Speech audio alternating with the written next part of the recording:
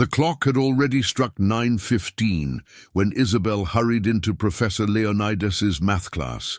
Her breathing was heavy, and her backpack clutched tightly against her chest. "Late again, Isabel." Professor Leonidas's voice cut through the classroom like ice. His thin lips pressed together in disapproval as he gestured toward her empty seat. "Sit down immediately." Isabel hesitated, her eyes darting nervously around the room. "I'm sorry, Professor Leonidas. Can I stand for today's lesson, please?" Leonidas's eyebrows shot up, his face flushing with anger. "Absolutely not. You will sit like everyone else." "But Professor Leonidas, my back—" Isabel started to explain, her voice barely audible. "Your back?" Leonidas's voice rose mockingly, and several students snickered. "Is that today's excuse? First it was a family emergency yesterday, now it's your back." Isabel's fingers gripped her backpack tighter, the pain from last week's punishment when Leonidas had struck her with a ruler for disrespectful posture still lingering, making sitting unbearable. But who would believe her? "I said sit down."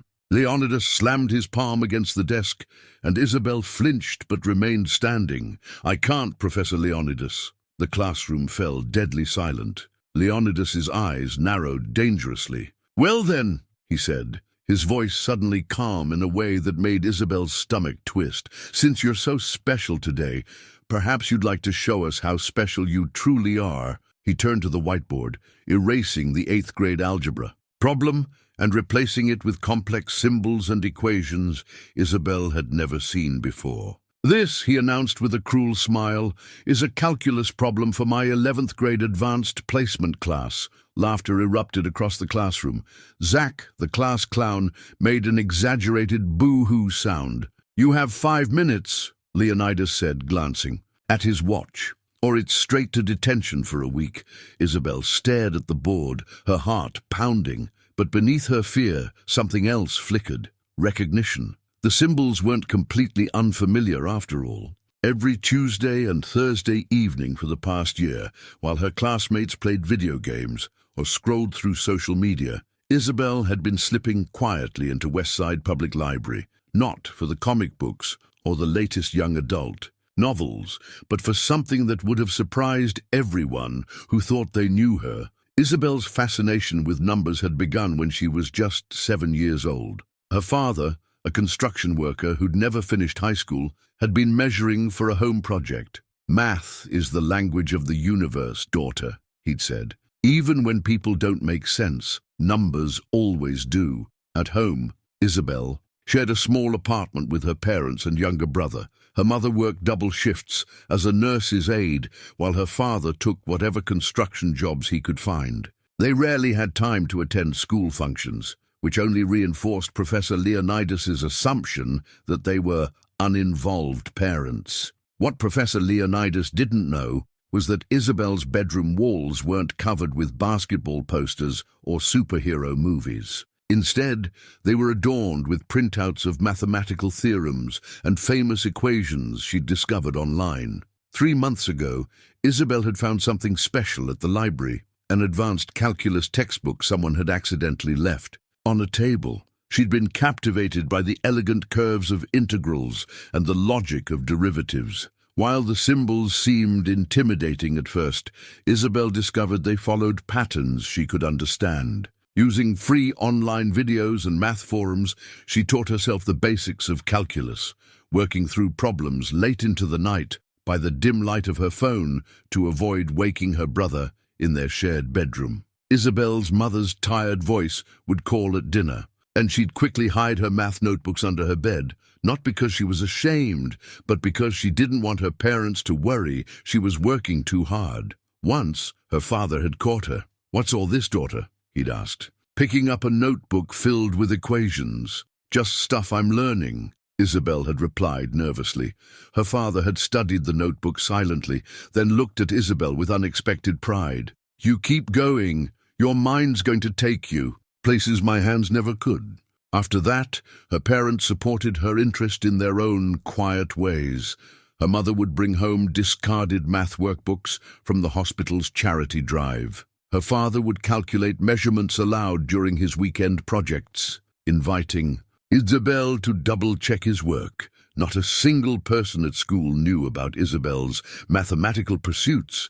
At school, she was just another student, invisible except when she was in trouble. But now, standing in front of Professor Leonidas's classroom, staring at an 11th grade calculus problem meant to humiliate her, Isabel's secret was about to be revealed. The classroom had fallen into a hushed silence, broken only by the rhythmic ticking of the wall clock. 25 pairs of eyes focused on Isabel as she stood motionless, staring at the whiteboard.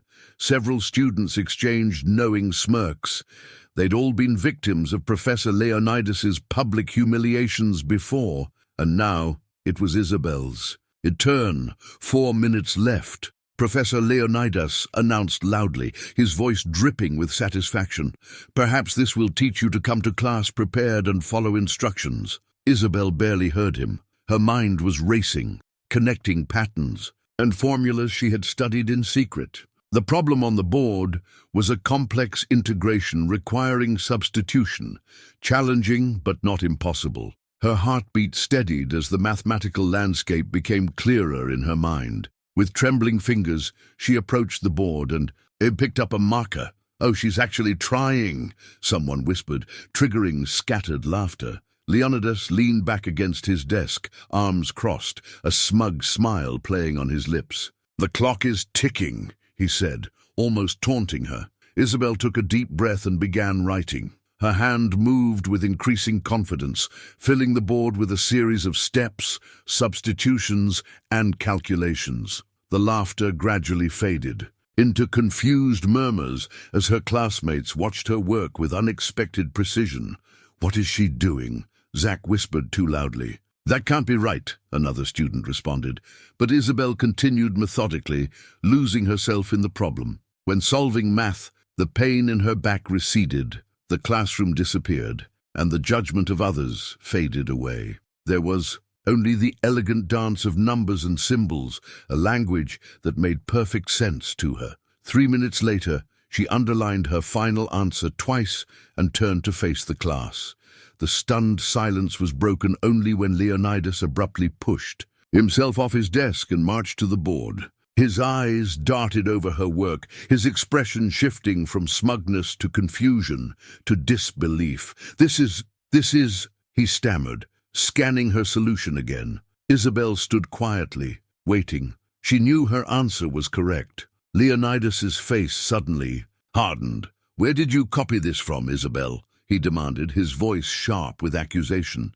"Did you memorize this from somewhere? Is this some kind of prank?" "No, sir," Isabel replied softly. "I just solved it." "Impossible!"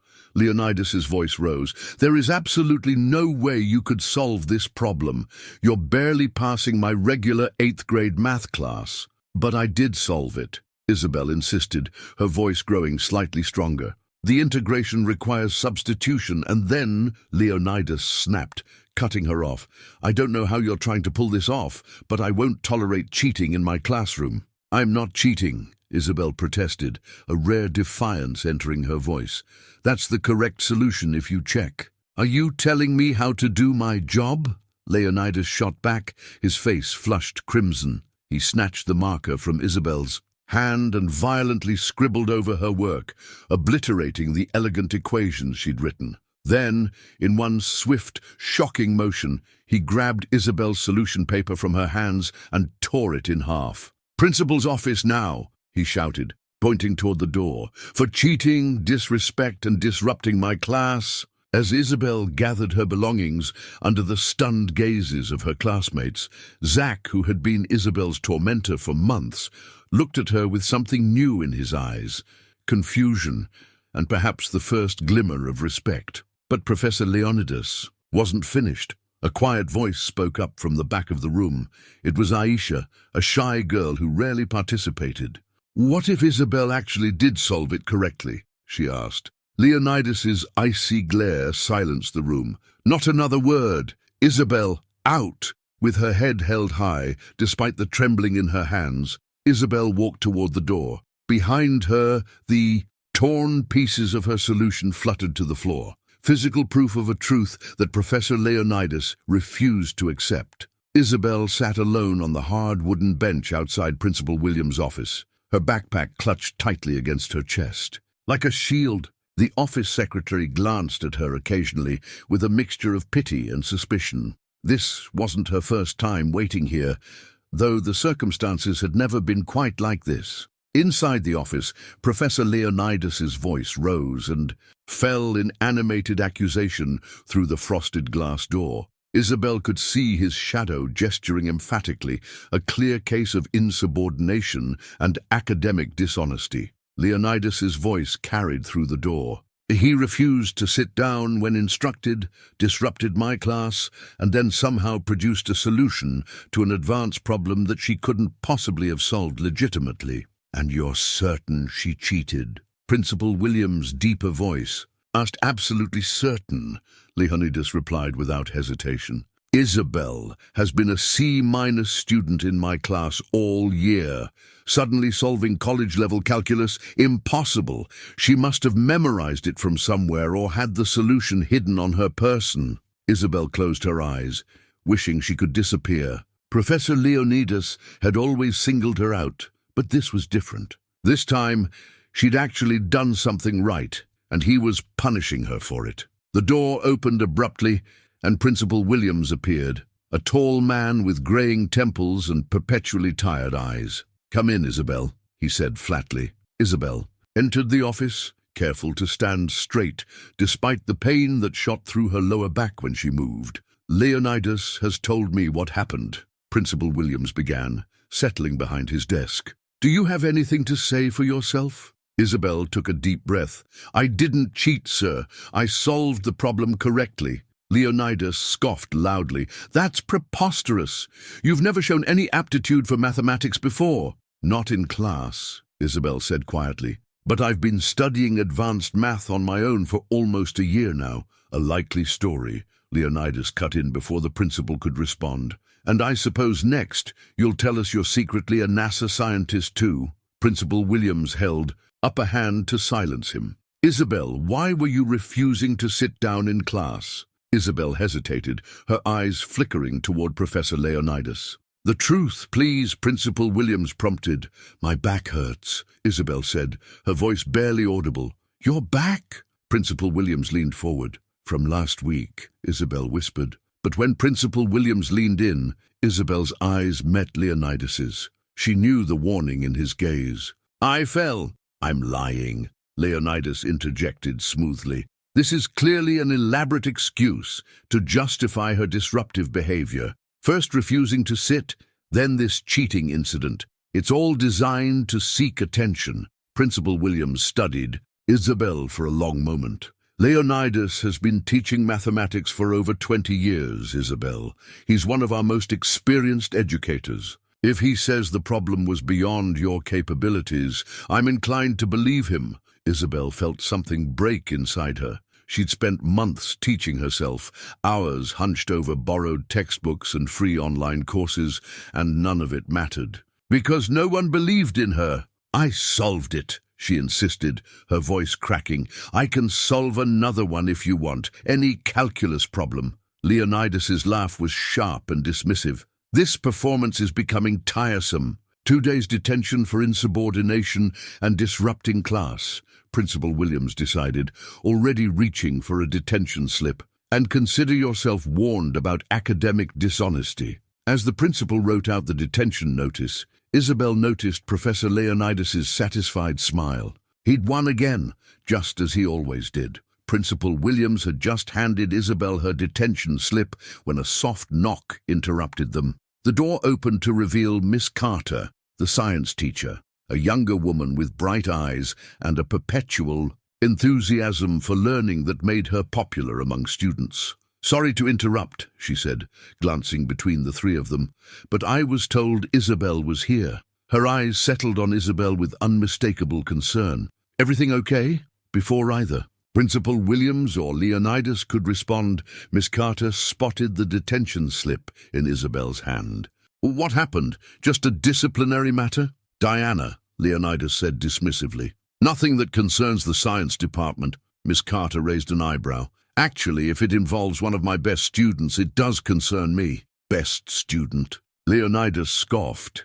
Isabel, Miss Carter replied firmly. She turned to Principal Williams. What exactly is she being punished for? Principal Williams cleared his throat uncomfortably.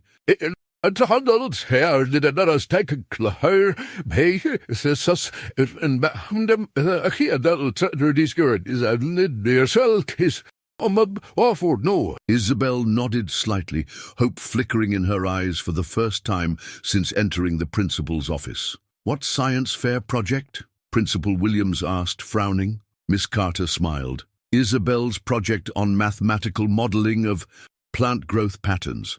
It won third place overall, but first in the mathematics category.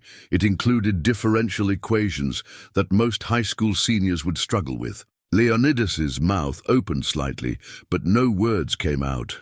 I discovered Isabel's mathematical talents last year, Miss Carter continued. She was using advanced formulas in her lab reports that weren't part of our curriculum. When I asked her about it, she showed me some of her independent work. She turned to Isabel. You're still keeping those notebooks, right? Isabel nodded again, more confidently now. That's not possible, Leonidas finally managed.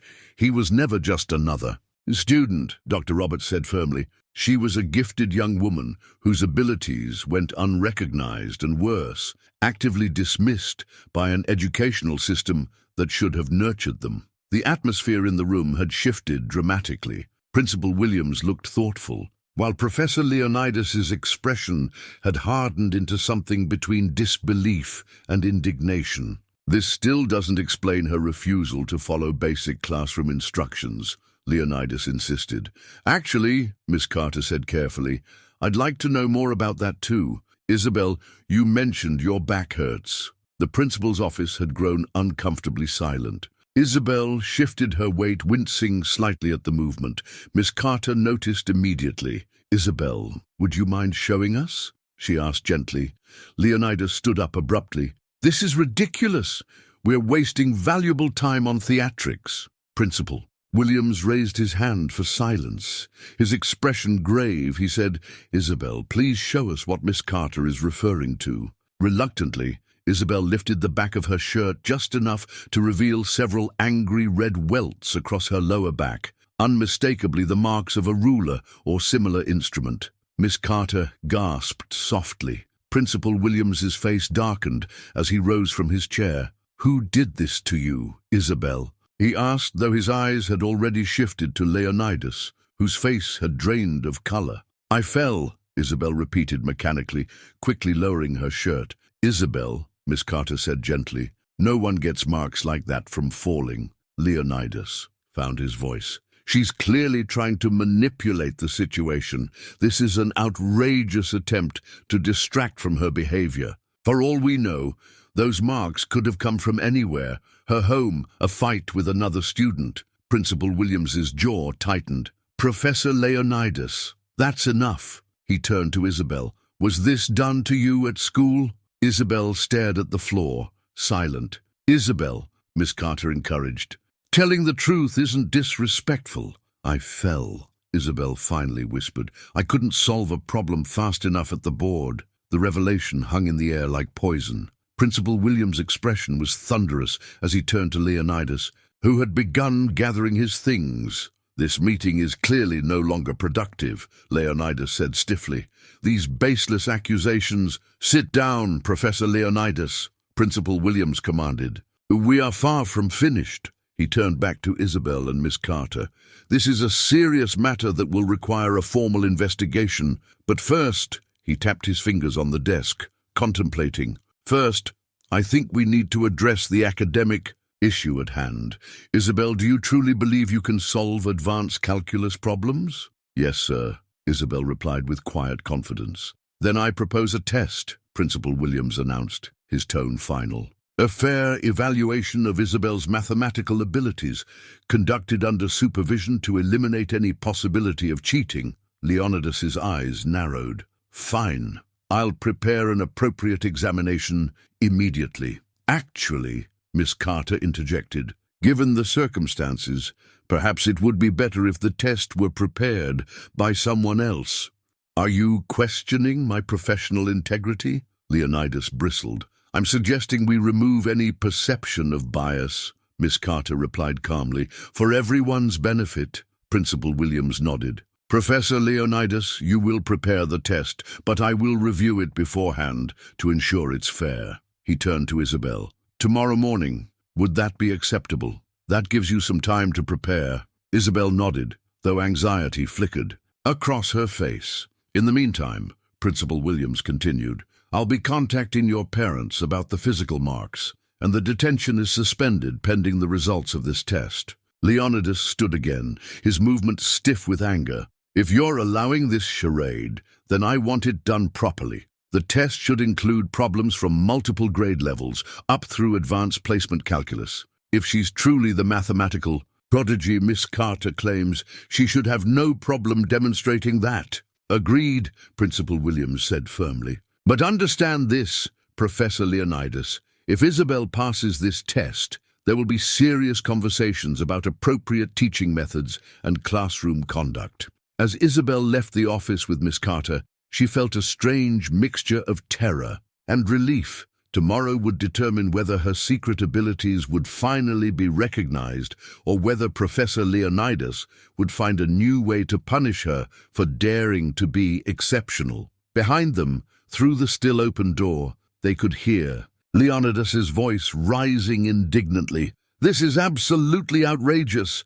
My reputation is beyond reproach." Principal Williams' response was too quiet to hear, but his tone left little doubt that Professor Leonidas's comfortable position of authority was suddenly much less secure. Isabel arrived at school early the next morning, her stomach knotted with anxiety. The hallways were still quiet, with only a few teachers preparing for the day ahead. Principal Williams had arranged for the test to take place in a conference room, rather than Professor Leonidas's classroom, a small mercy that Isabel deeply appreciated. As she approached the conference room, she saw Miss Carter waiting outside. "I thought you might want some moral support," she said with an encouraging smile. "How are you feeling?" "Nervous," Isabel admitted, "but ready." Miss Carter squeezed her shoulder gently. "Just do your best. That's all anyone can ask." Inside the conference room, Principal Williams and Professor Leonidas were already seated. A sealed envelope lay in the center of the table. "Good morning, Isabel," Principal Williams said formally. "Before we begin, I want to explain how this will work. Inside this envelope are mathematical problems ranging from 8th grade algebra through advanced placement calculus. Professor Leonidas has prepared them, and I have reviewed them to ensure they're appropriate. You'll have 2 hours to complete as many as you can." Professor Leonidas sat with his arms crossed, his expression unreadable. "The problems increase in difficulty," he added. "I don't expect you to solve them all. In fact, I'd be surprised if you get past the first page." Miss Carter frowned at the comment but said nothing. "I'll be monitoring to ensure there's no cheating," Principal Williams continued. "Professor Leonidas and Miss Carter will wait outside. Are there any questions before we begin?" Isabel shook her head, taking a seat at the table. "Then let's proceed." Principal Williams broke the seal on the envelope and placed the test papers in front of Isabel, along with several sharpened pencils and a calculator. "You may begin." As the two teachers left the room, Isabel took a deep breath and looked at the first problem. It was a simple algebraic equation, insultingly easy. She solved it in seconds and moved to the next. The first page contained standard 8th grade problems, which Isabel completed in less than 5 minutes. The second page featured more complex algebra and basic trigonometry, still well within her comfort zone. By the third page, the problems had advanced to pre-calculus. Isabel worked steadily, occasionally pausing to check her work. When she reached the calculus problems on page 4, she felt a flutter of recognition. These were similar to exercises she'd worked on with Dr. Roberts. Outside the conference room, Professor Leonidas paced impatiently while Miss Carter sat quietly reading a science journal. "This is a complete waste of time," Leonidas muttered. "She's probably staring blankly at the paper right now. Why does her success threaten you so much?" Miss Carter asked, without looking up from her journal. Leonidas stopped pacing, surprised by the question. "Excuse me?" "You've been teaching for over 20 years, Miss Carter said, finally meeting his gaze. "Your position is secure.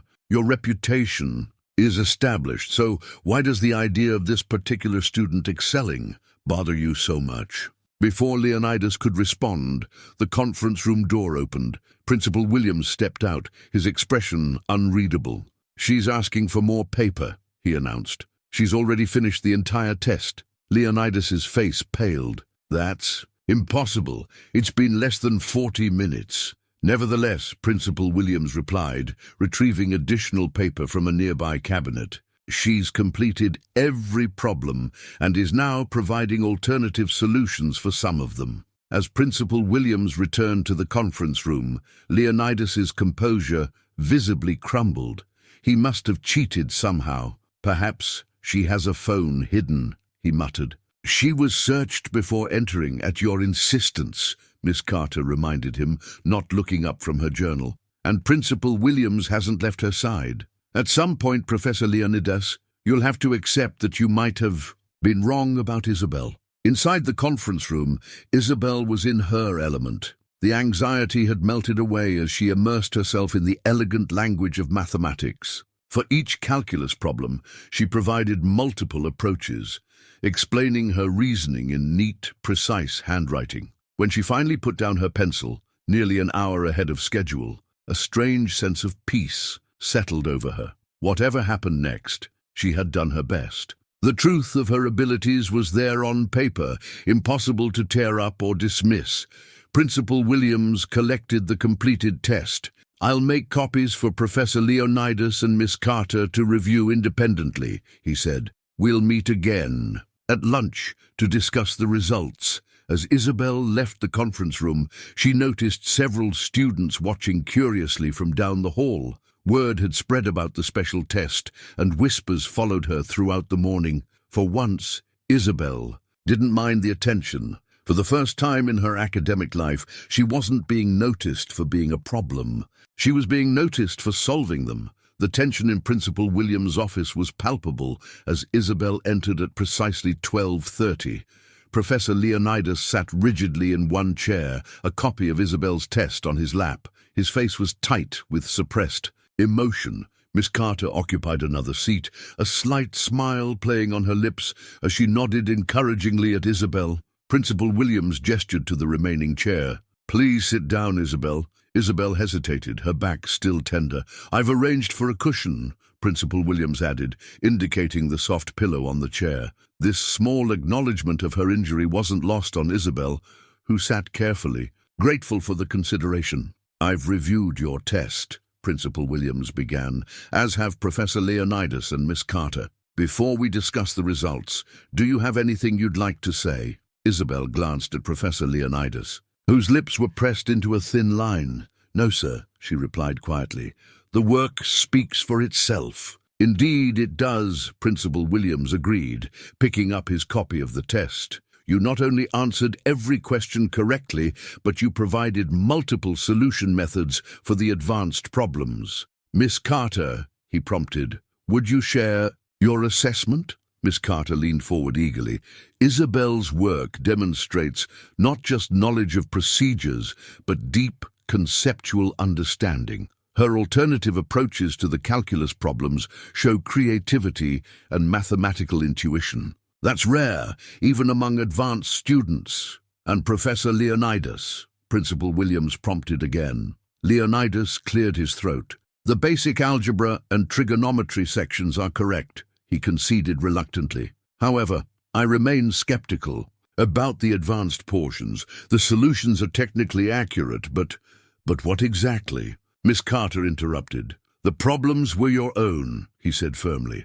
"The testing environment was controlled, and Isabel produced perfect solutions with clear step-by-step work. What possible objection could remain?" "He must have been coached," Leonidas insisted, his voice rising slightly. "These are university-level approaches. No 13-year-old could do this." A knock at the door interrupted him. Principal Williams frowned at the disruption but called, "Come in." The door opened to reveal a distinguished-looking man with wire-rimmed glasses and a neatly trimmed salt and pepper beard.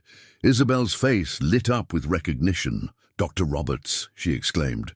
"I apologize for the interruption," Dr. Roberts said. "I'm James Roberts, professor of mathematics at State University. I understand you're discussing Isabel's mathematical abilities, and I thought I might be able to provide some relevant context." Principal Williams looked surprised, but gestured to an empty chair. "Please join us, Dr. Roberts. How exactly are you connected to this situation?" "I've been mentoring Isabel for the past 6 months," Dr. Roberts explained, taking a seat. "She's quite possibly the most naturally gifted young mathematician I've encountered in 30 years of teaching." Leonidas's expression shifted from skepticism to shock. "You expect us to believe that a university professor has been secretly mentoring an 8th grader?" "Not mentoring," Dr. Roberts corrected. "Guiding. There's a significant difference. Isabel doesn't need remedial help. She needs advanced material and guidance to develop her exceptional talent." "We met at the community center," Isabel added. "Dr. Roberts saw me working on calculus problems and offered to help." Principal Williams leaned back in his chair, processing this new information. "Dr. Roberts, would you be willing to review Isabel's test and give us your professional assessment?" "Certainly," Dr. Roberts agreed, accepting the copy Principal Williams handed him. As he reviewed the pages, his expression grew increasingly pleased. "Excellent work, Isabel," he murmured, "particularly your solution to problem 17. Very elegant. Approach." He looked up at Principal Williams. "There's no doubt in my mind that Isabel solved these problems independently. Her work shows the same distinctive approach I've observed in our sessions together. In fact, I'd estimate her mathematical understanding is roughly equivalent to a second-year undergraduate mathematics major." Leonidas made a strangled sound of disbelief. "This is absurd," he protested. "Yesterday, she was just another student. And today, we're supposed to believe she's some kind of prodigy." "She was never just another student," Dr. Roberts said firmly. "She was a gifted young woman whose abilities went unrecognized and worse, were actively dismissed by an educational system that should have nurtured them." The silence that followed Dr. Roberts' statement was broken by Principal Williams. "I believe we have sufficient evidence to conclude that Isabel's mathematical abilities are indeed exceptional, and that her solution to Professor Leonidas's classroom challenge yesterday was legitimate." He turned to Isabel. "I owe you an apology for not believing you initially. The school has failed you in this regard, and for that, I am truly sorry." For Isabel, those words, simple acknowledgement of the truth, meant more than any accolade. She nodded, blinking back unexpected tears. "What happens now?" Miss Carter asked, voicing the question on everyone's mind. Principal Williams straightened in his chair. "First, we need to develop an appropriate educational plan for Isabel that challenges her at her actual level of ability." He shifted, his gaze to Professor Leonidas. "Second," his voice darkened, "we need to address the serious allegations of physical punishment." "Those marks could have come from anywhere," Leonidas protested weakly. "There will be an investigation," Principal Williams stated firmly. "And I'll be speaking with Isabel's parents this afternoon." He turned back to Isabel and Dr. Roberts. "Thank you both for your patience through this process. Dr. Roberts, would you be willing to continue working with our school to support Isabel's development?" "It would be my privilege," Dr. Roberts replied warmly. As they left the office, Professor Leonidas remained behind, his carefully constructed world beginning to crumble around him. Word of Isabel's extraordinary mathematical abilities spread through Westside Middle School like wildfire. By the following morning, students who had previously ignored her now stared openly as she walked through the hallways. Some approached with curious questions, while others, including Zach, offered awkward apologies for past behavior. "Is it true you can do college math?" Zach asked during lunch period, sliding onto the bench across from Isabel. "Everyone's talking about it." Before Isabel could answer, 3 more students joined their table, something that had never happened before.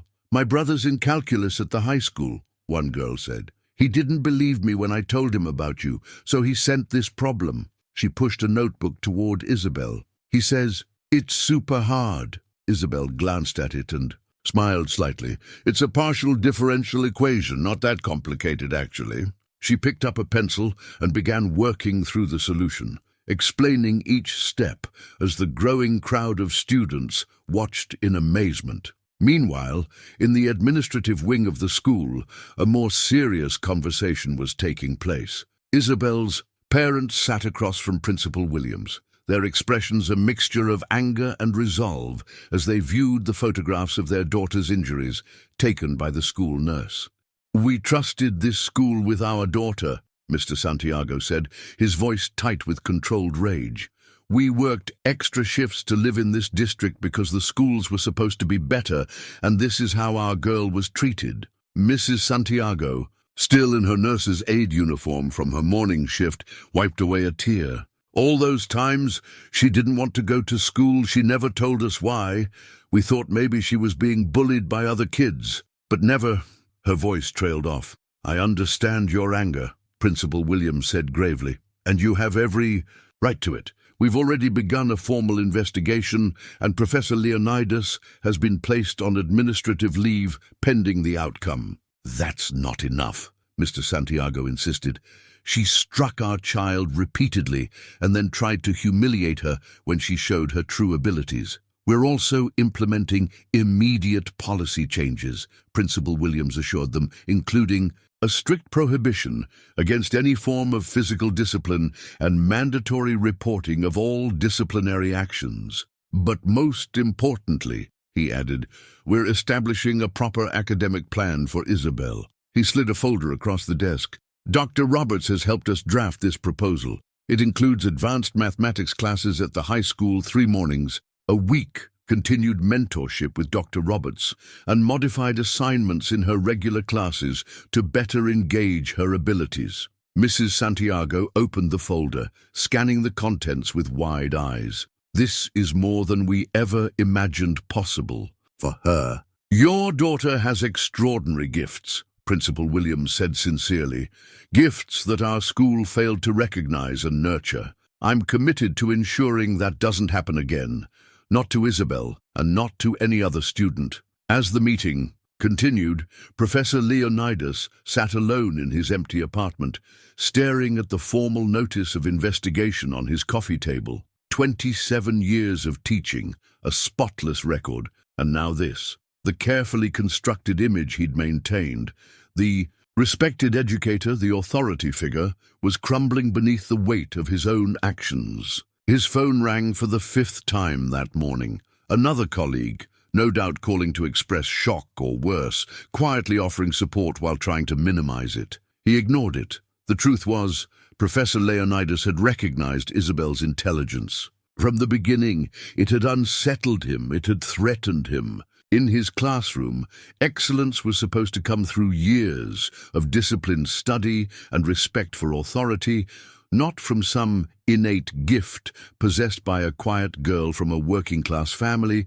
who sometimes missed homework because her parents. It couldn't help her. A knock at his door startled him from his thoughts. He opened it to find Dr. Roberts standing in the hallway, his expression somber. "Dr. Roberts," he said stiffly, "if you've come to gloat, I've come to understand." He interrupted gently. "May I come in?" Reluctantly, he stepped aside. Dr. Roberts entered, declining his mechanical offer of coffee. "I've been teaching for over 30 years, he began, settling into the armchair. "I've seen thousands of students. Some struggle, some excel, but a very few, possess something extraordinary. Isabel is one of those rare students." "So everyone keeps telling me," Leonidas replied bitterly. "What I can't understand," Dr. Roberts continued as if he hadn't spoken, "is why you felt threatened by that. Why you needed to diminish her light rather than help it shine." Leonidas's carefully maintained composure finally cracked. "Because she made a mockery of everything I believe about education. I worked for decades to master mathematics. I earned my expertise through years of study and sacrifice. Then this child comes along and intuitively understands concepts it took me years to grasp. How is that fair?" Dr. Roberts studied him thoughtfully. Mathematics isn't about fairness, Professor Leonidas. It's about truth. And the truth is, some minds are uniquely configured to see patterns and connections that others must work hard to recognize. That doesn't diminish your achievements or your knowledge. He leaned forward. The tragedy here isn't that Isabel has an exceptional gift.